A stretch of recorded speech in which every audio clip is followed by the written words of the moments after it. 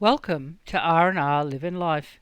In this episode, Rick and I visit the historic Stony Creek Trestle Bridge just outside of Nowa Nowa, make a trip to Lake Entrance and return to Gidget. The following day we make our way to Sale, where we spend time exploring Sea Spray and the 90-mile beach that overlooks Bass Strait. Our first sight for the morning was the historic Stony Creek Trestle Bridge. What an amazing piece of engineering and construction. The manpower needed to position the poles in place would have been enormous. The historic Trestle Bridge was built in 1916, when the existing rail line from Melbourne to Barnsdale was extended to Orbost. This 97-kilometre extension through rugged terrain was reputed to have been the most difficult engineering challenge, crossing difficult rivers and creeks and passing through isolated forest country in Victoria. Built to develop a remote part of Victoria, to link isolated communities and provide them with transport to get their produce to market and to obtain the necessities of life. In service for over 60 years, the bridge was damaged by bushfires in 1980, with the last train crossing in 1987. At 247 metres long and 20 metres high, it is the largest standing bridge of its kind in the state of Victoria. Built of red ironbark and grey box timber, it is a fine example of the early engineering skills that utilised the resources and materials found on site. The sheer length of the poles was staggering. There would have been some extremely huge tall trees cut down for the poles that were required. The enormity of the bridge was incredible. A few kilometres further along was Caustic's Weir. The weir was constructed in the wake of the devastating 1939 Black Friday bushfires to provide a reliable source of water for firefighting. This small stone weir, a modest weir it is said, was one of hundreds built by the Forest Commission and was constructed, some say, by women of the Australian Women's Land Army, from local materials and resourcefulness. It is named after Jack Caustic, the forest officer who supervised the construction. During the Second World War, when men left to join up, the Australian agricultural sector was grappling with a big problem. Those same men were needed on farms at home to grow food required to feed both a hungry nation and the Allied forces. The result was the formation of the Australian Women's Land Army, with more than 3,000 women volunteering. 2/3 of the enlisted women in the Women's Land Army were women who had never jumped a barbed wire fence, they'd never milked a cow, they'd never picked strawberries and boxed them or driven a tractor. Many were as young as 16, and most were from towns or cities. From the Trestle Bridge and Caustic's Weir we made our way through Tyre State Forest, but ended up at an Aboriginal reserve, so back to the Princess Highway we went. We then passed Lake Bunga, a serene coastal suburb known for its natural beauty and peaceful, unspoiled landscapes, and with close proximity to the waterways of the Gippsland lakes. Interestingly enough, oil was discovered 3 kilometres east at Lake Bunga in 1924 and mined until 1945, when operations closed due to lack of profitability. We continued on to the very touristy Lake's Entrance, situated on a managed artificial channel which lies almost at sea level, that connects the Gippsland lakes to Bass Strait. Lake's Entrance boasts the largest number of inland waterways in the southern hemisphere, covering more than 600 square kilometres, and forms the eastern point of the 90-mile beach. We spent time enjoying the walk across the bridge to Main Beach, and where I got to enjoy the bird life along the shores of the waterway, but eventually found the number of people there out of our comfort zone, so we made tracks. On our way out of Lake Entrance, we stopped at Jemmy's Point Lookout just off the Princess Highway, where we enjoyed 270-degree panoramic views of the Gippsland Lakes, the entrance, Bass Strait, and the eastern end of 90 Mile Beach. A bird's eye view certainly added to the experience of being in Lakes Entrance. We made our way back through Kalimna West, a farming area, to Swan Reach, a small settlement on the Tambo River, where sawmills had been set up on the river in 1864 and 1870. The area was sparsely populated until selectors arrived in the 1870s, growing beans and later hops. Dairying was supported by a creamery and a small cheese factory. The Tambo River was forded upstream, but in 1876 a punt service commenced. Tracks were cut to link Swan Reach to Barnsdale to the west and to Lake Entrance in the east, with new sawmills beginning to operate in the late 1880s, transporting the timber by tramway to the riverbank for collection by steamers and barges. A wharf was constructed in 1888 to service the ships which plied the river. In the 1890s, mites devastated the hop gardens, and by 1900 maize was the main crop grown in the area. A wooden bridge with a drawbridge was constructed on the river in 1905, but it collapsed in 1925. By this time river trade was ended, so a pontoon bridge served until 1932, when a new concrete bridge spanned the river. During the 1930s, there was a gradual change from maize cropping to dairying, and now the river flats support cropping, dairying and grazing.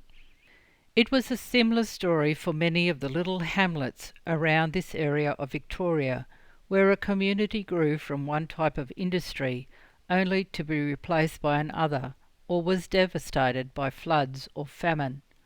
All that remains of some were ruins. From Swan Reach we took the Swan Reach Road through Bumbera, Tambo Upper and Moss Face that consisted of a few houses, farms and some historic hop kilns to join the Great Alpine Way near Wisley and back to Bruthen. Much of the country we were to pass through was gentle rolling hills and remarkable open forest country with so much green. From Bruthen we continued along the Bruthen Now Road, passing through state forests for the majority of the return journey. What a day it had been! So much of the early European infrastructure lies in ruins, slowly decaying. We have seen so many stone chimneys that were once the centre of homesteads, bridges left to crumble, old machinery left where they stopped. So sad to see, where once such an active and thriving community was, now amalgamated into larger, more profitable businesses, requiring fewer people. Even the small towns with many of the businesses closed, while others are no longer there, just shells of what was once. The following day was a moving day that saw us hooked and on the move by 9 o'clock.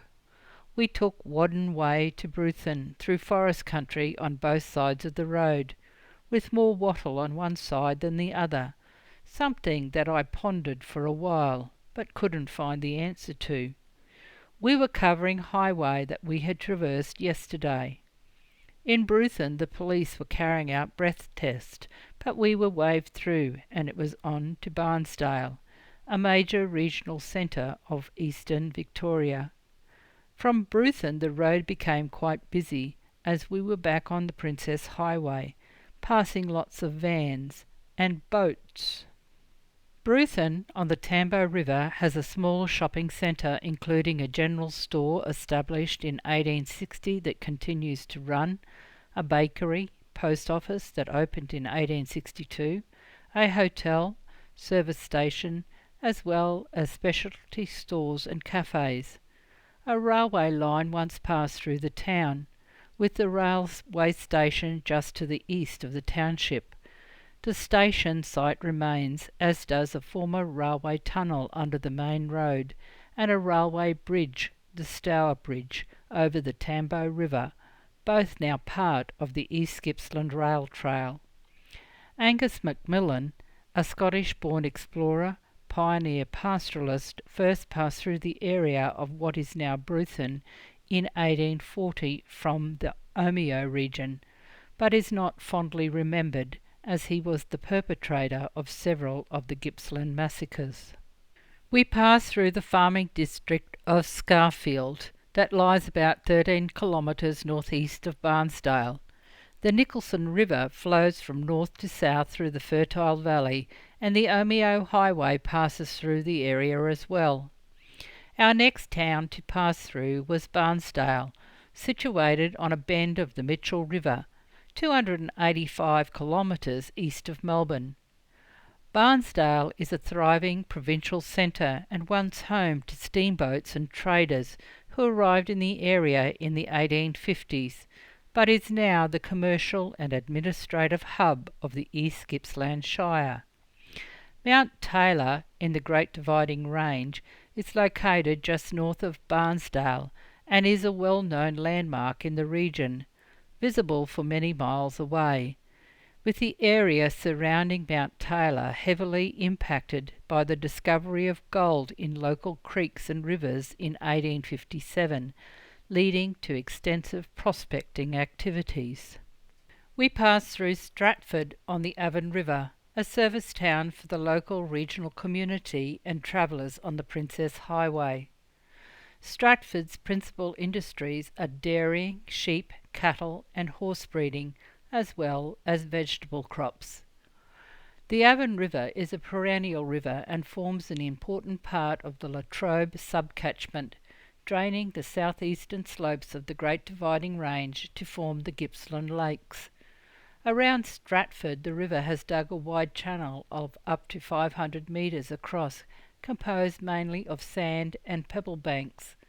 The river forms the boundary for the McAllister Irrigation District, with Nunton Creek joining about 10 kilometres downstream of Stratford, contributing a large amount of irrigation drainage to the river. The river also has a local reputation as a source of river-polished gemstones, particularly agate, and for rapidly rising during increased rainfall upstream.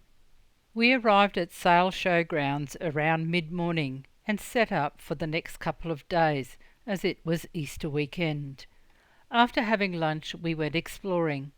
On leaving Sale, we crossed a huge long bridge over hectares of wetlands that host a combination of freshwater marshes and red gum woodlands, with an enormous variety of bird life, but we will come back to that later. The country that we could see through the verge along the highway was mostly sandy type country, but then again we were close to the coast.